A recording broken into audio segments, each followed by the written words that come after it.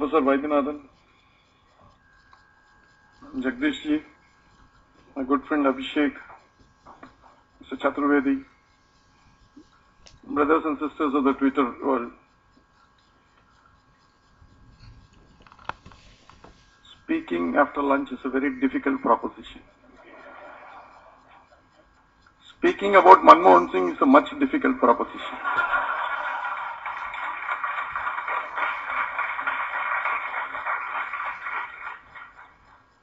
Speaking about Manmohan Singh after lunch, you should understand.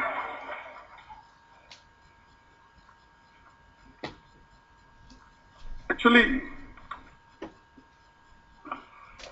couple of our Twitter friends came to my office a few months back,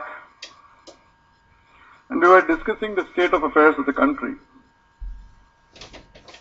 And one of them, actually this idea about this collection of all my articles came from one of the Twitter friends. Said, sir, each article of you, of what you have written the last couple of years has been highly critical about the Manmohan Singh government. Whether it is economics, whether it is politics, whether it is foreign affairs, whatever it is. If you collect it and bring it out in a book form, wouldn't it be good?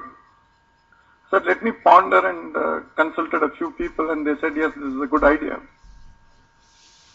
But I thought, what should be the name of the book? You know, the name of the book must capture something which probably we must be able to tell to the outside world in a very succinct manner.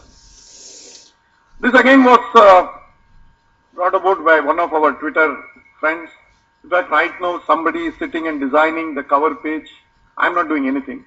So as usual, and people are helping me with the books in terms of planning its sales, planning the e-copy. We are planning the e-copy to be released by May 18th or 19th, which coincides with the power oath administered to Dr. Manmohan Singh in 2004. So he will be going into the 10th year. So then the title flew from that, another decade of decay.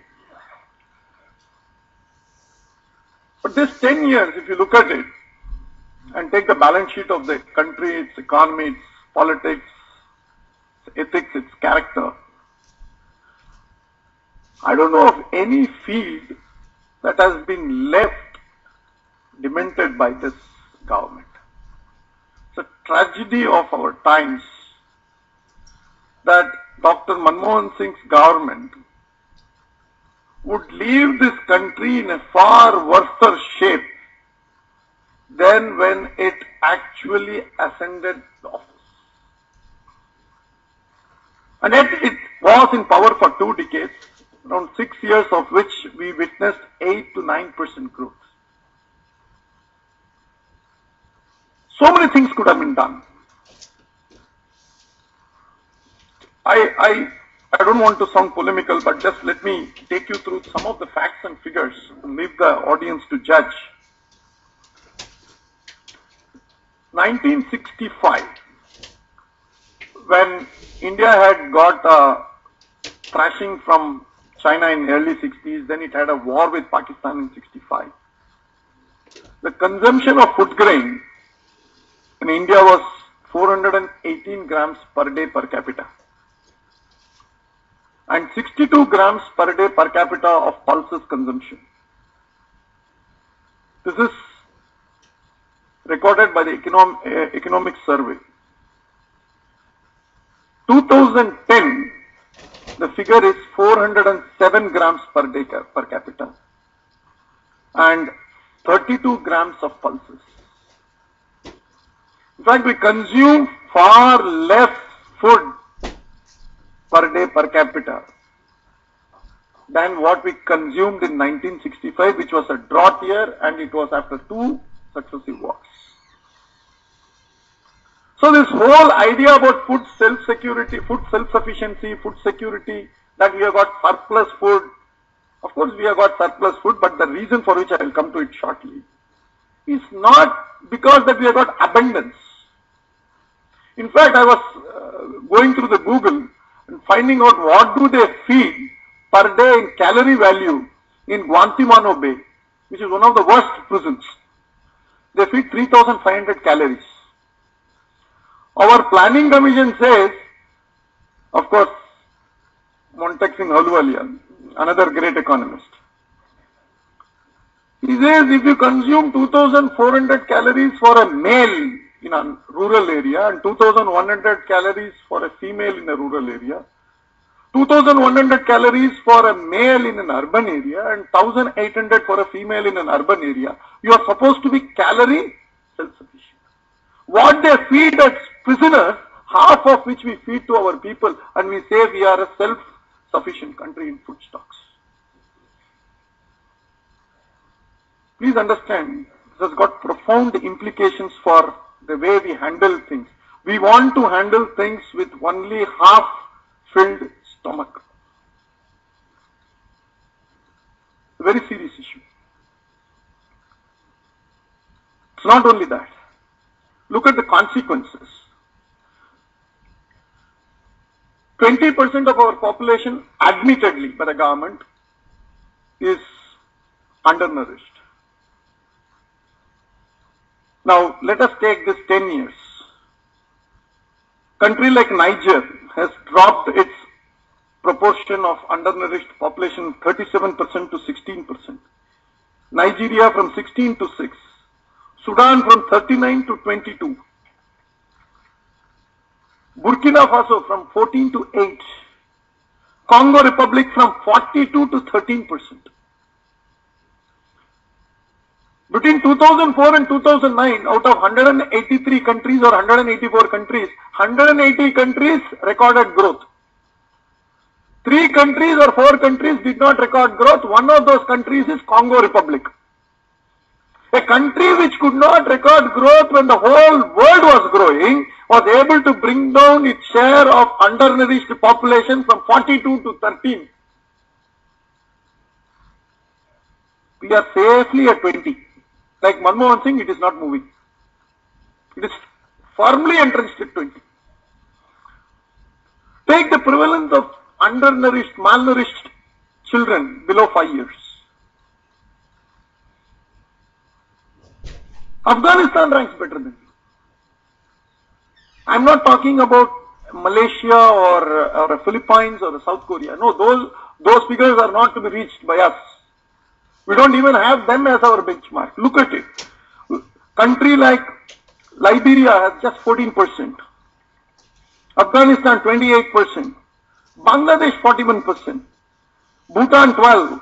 Burkina Faso 26%. Burundi 35%. Ethiopia 35%. India 45%.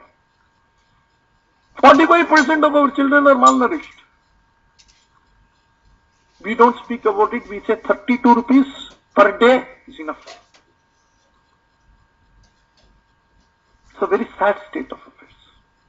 Take the Human Development Index. Actually, we have slipped from 120 to 134 in the last 10 years. And which are the countries above you? Look at it. Samoa, 99. Suriname, 104. Gabon, 106. Mongolia, 110. Vanuatu, 125. Iraq, 132. India, 134. If you are being next to this Namibia, Gamibia, Omibia and all these countries, what is the brand value of this country? You mean that the foreigners are not watching these figures? You can hide these figures from our population. Media never bothers about these figures. But the world knows that India is 134 in Human Development Index. There is a great debate about Kalavati versus Jasuben now. Now, look at Kalavati. Rahul Gandhi told the parliament that she was the mother of 9 children. Her husband committed suicide.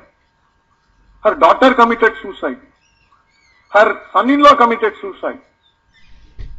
You know, something like that great Bengali movie maker, sir. What is his name? Satyajit Ray. Typically in Satyajit Ray, this type of stories will be, the Bengalis love to celebrate poverty. I don't know why. Now, this is a story of Satyajit Ray type of movies. Anybody could have helped him, helped Kalavati. The women's ministry could have helped. The children ministry, child ministry could have helped. There is an agricultural ministry could have helped. The family planning ministry could have helped. Nothing else helped. And she was allowed to have 9 children, and today you say that she has had 9 children, and look at her pathetic state of affairs. So this is our problem. Our problem is that the state as a delivery mechanism, where it should, it is not, and where it should not, it is imposing itself and creating huge amount of hurdles. Let me come to the other side of the divide. International Finance Corporation and the World Bank has come out with an ease of doing business.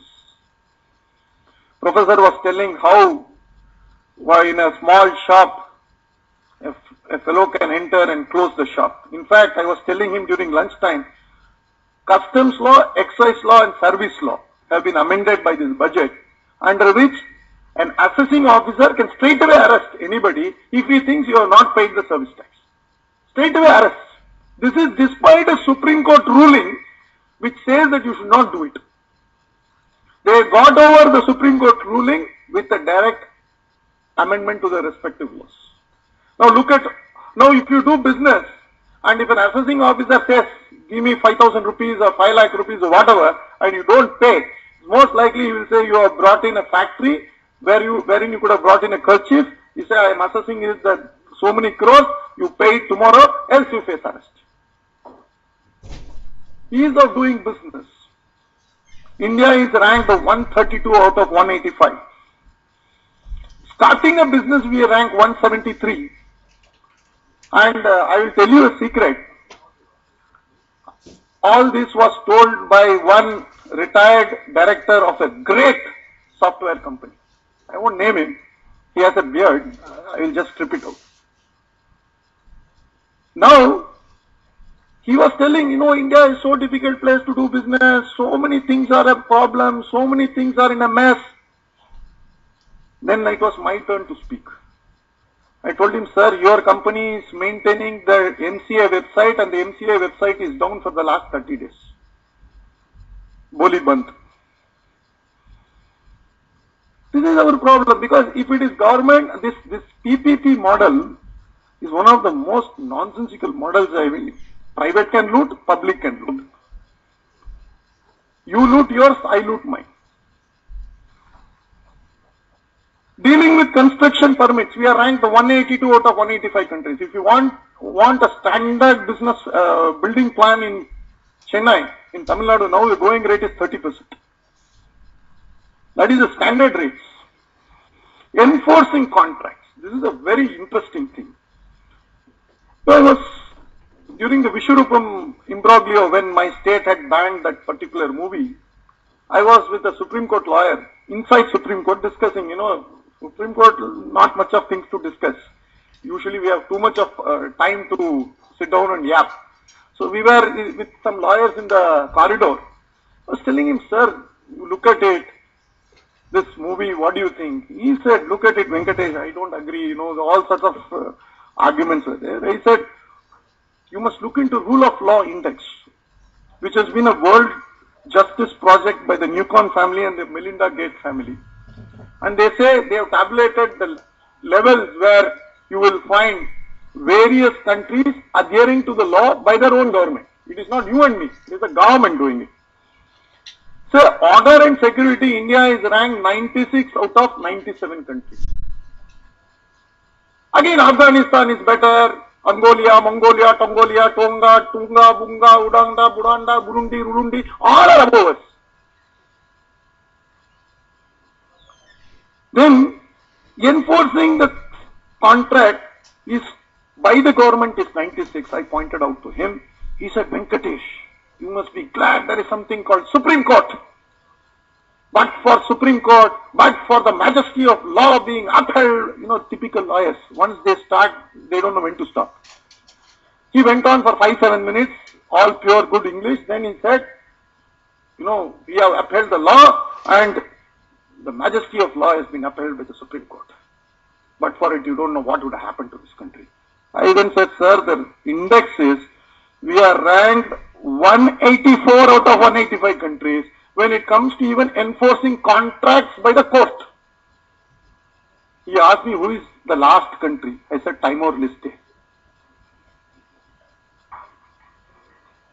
You have raped every single institution in this country. The parliament is raped, the judiciary is maimed, everything is in complete decadence in the last 10 years. Nothing survives. The British, the Mongols, the Turks, so many people have invaded, the British, the French, the Dutch. You aggregate all their, negatives, what they have done to this country, and compare it with this 10 years of rule by Dr. Manmohan Singh, you will find all these people collectively were gods. That is the level to which we have been brought by this government. We don't have food security, and we have withdrawn food. You understand what is happening. You have something called the food, what they call the futures market, and that is a huge Satta Bazaar. And to take the prices of food up in the Satta Bazaar, the prices in the physical market has to be taken up. And if the physical markets have to be taken up, food is actually withdrawn from the physical market.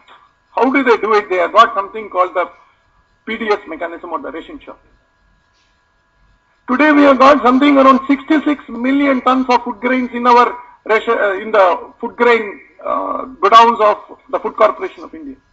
Every year we add 10 million tons or 15 million tons and feed it to the rats. And because of this withdrawal of food grain from the system, there is a shortage in the physical market. Because there is a shortage in the physical market, the prices of food grains goes up. And once the physical grains goes up, the prices in the futures market go up. India is one country which cannot afford futures market. We want to have that. Why? Because, oh sir, you look at it, the Western world has futures market, it is price discovery. Our stock market itself is a rigged casino. Madam Sucheta Dalal was there talking about this. In fact, the previous book I had dedicated was only to say that stock market is a rigged casino.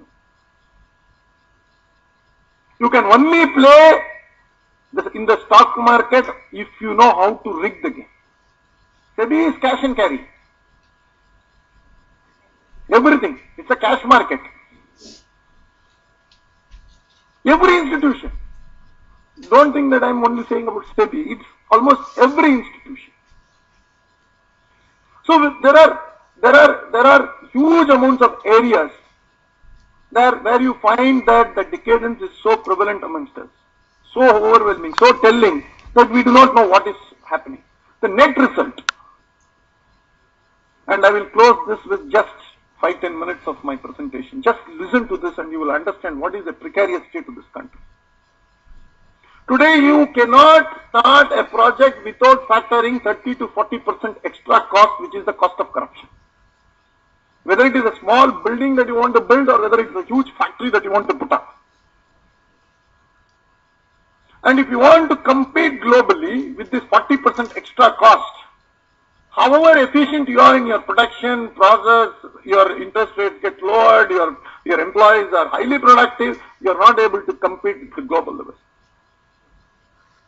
You have thermal plants, but no coal. Sir, suddenly this time what happened? Kumbh Mela came. That is why we could not shunt coal into the thermal power plant. This is the answer. As if Kumbh Mela suddenly came at 5 p.m. on one evening. So you are completely stopped producing. In fact, the level of production in the manufacturing sector is dwindling. So what do we do? But we want goods. We are a population of 1.2 billion. We have to require goods. So we started importing like absolutely recklessly. The imports from China have really shot up. Something like we run something around $40 billion worth of deficit with China, and China is not giving you any high-tech goods. It is giving you simple, ordinary goods.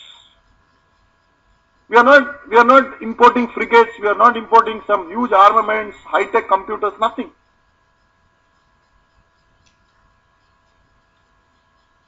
In 2011, we imported 70,000 crores of sensitive items. In 2011-12, we are importing 100,000 crores worth of sensitive items. In 2012-13, the figure is estimated to be 140,000 crores.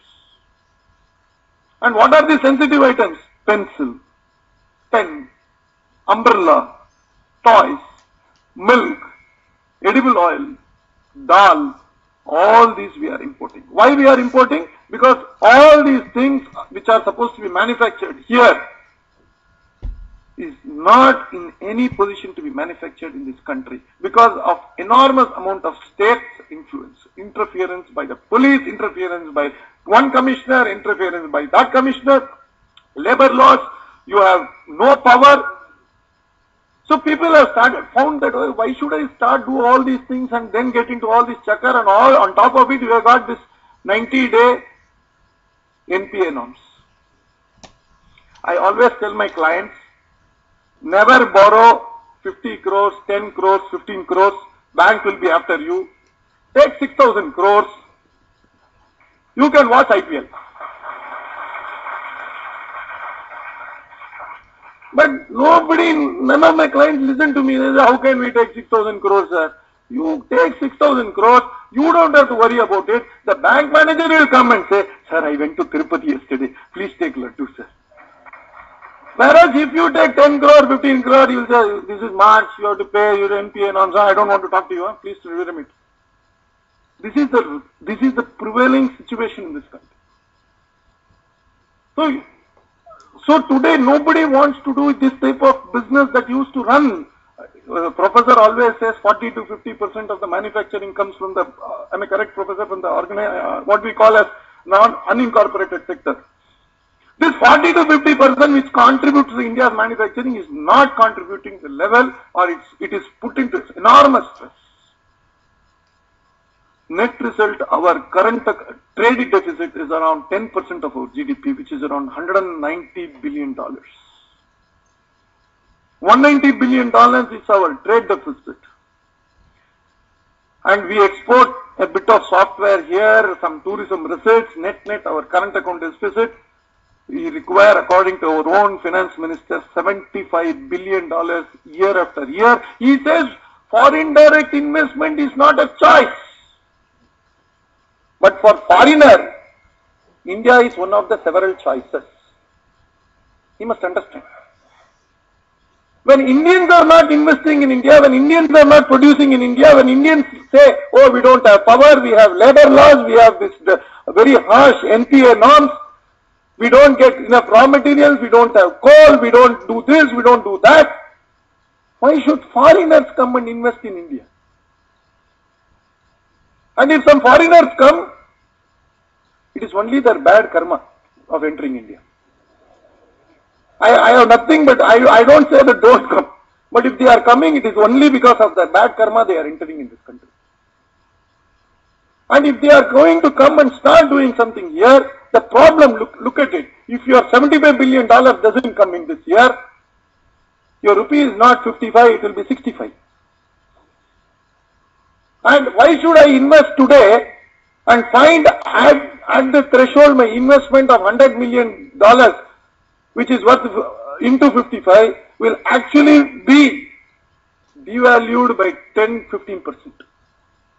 Straight, first year I have to take a hit. I would rather well wait and see if rupee really depreciates. At that time I will come. Only when the rupee starts appreciating, people will start go and invest in India. Till it has not found the bottom, you will not find the investor coming to India, because they will wait. Because if they wait, they are profited. Surely by doing nothing, just like our Prime Minister, they will be profited.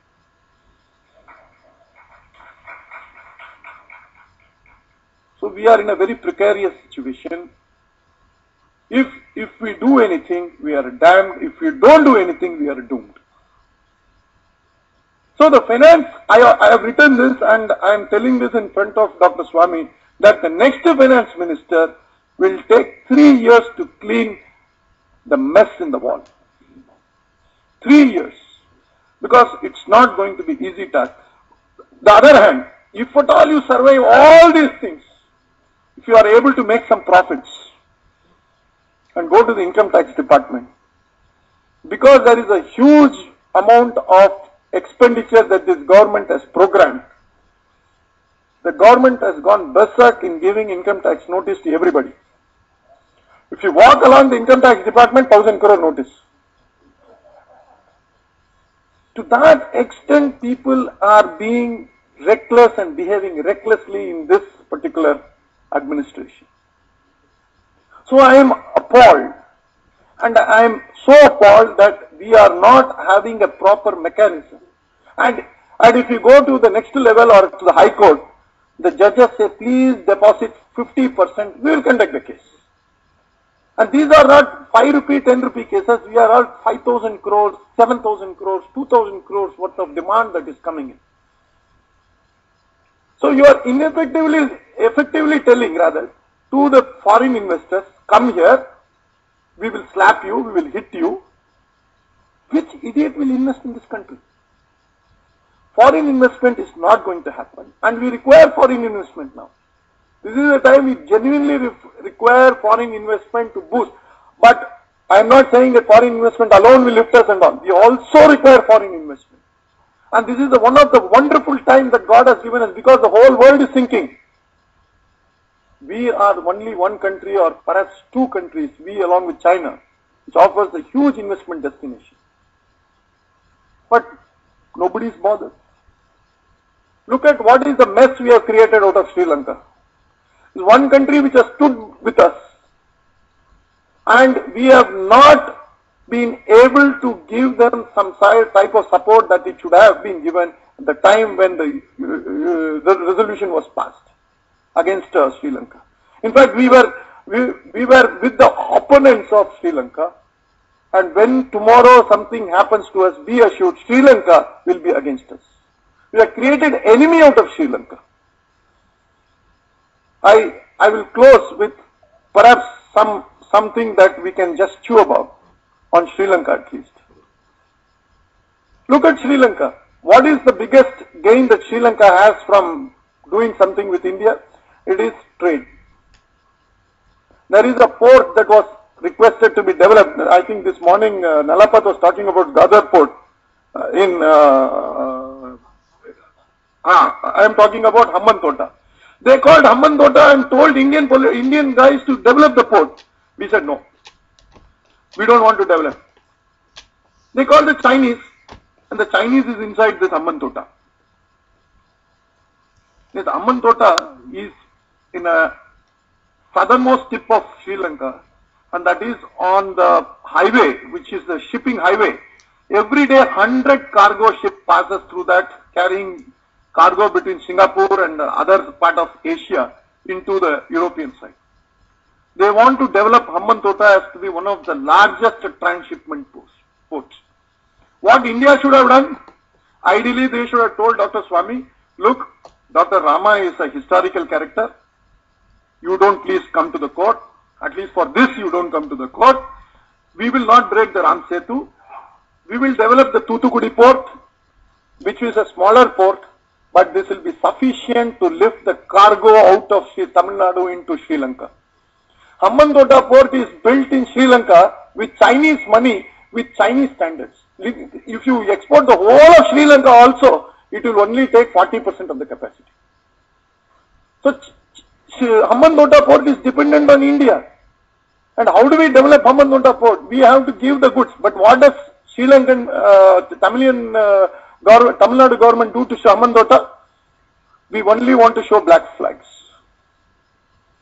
We don't want to capitalize. This is what is called a thinking that will go beyond what we require to take them along with us, tie them with an embrace, economic embrace, and see to that they are always indebted to you.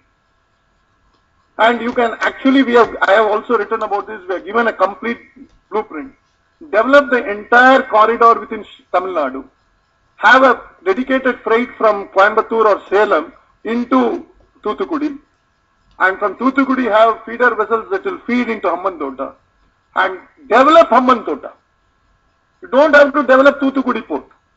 This budget has given 7,500 crore to develop Thoothukudi. Ideally, you should give 7,500 crores to Sri Lanka. Problem will be solved in Sri Lanka. Sri Lanka will be indebted to you perennially. Give that money to Sri Lanka. Tell them that we are taking over this port and start doing this feeder thing into Sri Lanka. Develop a dedicated freight corridor. Take over Sri Lanka. All these things require something that goes beyond bureaucratic mindset of writing on the left hand side in a green ink pen.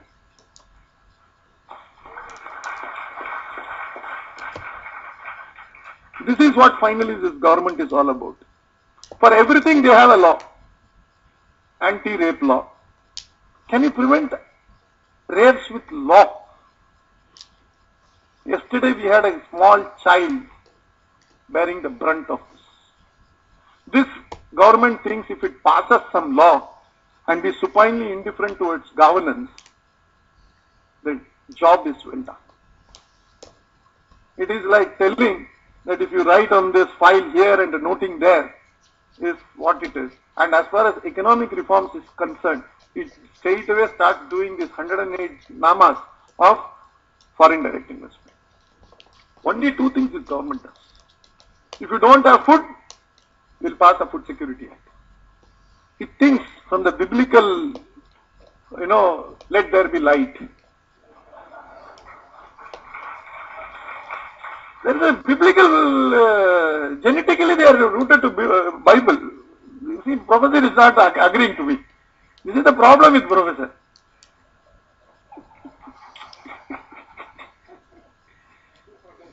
I said, professor, you are a doctor.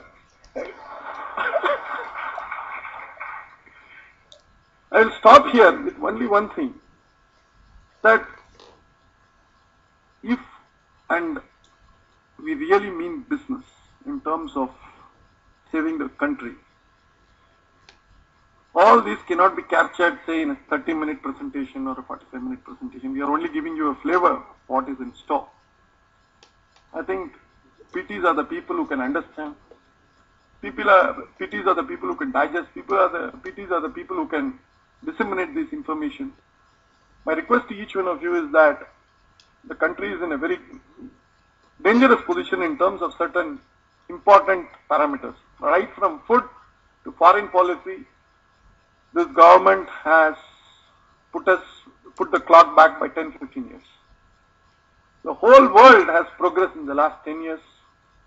There are several areas on which we have not.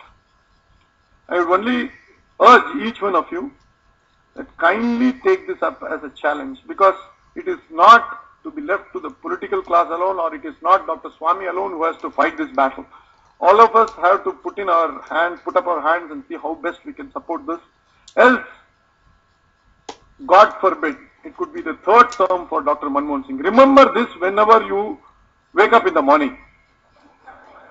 All of you will behave.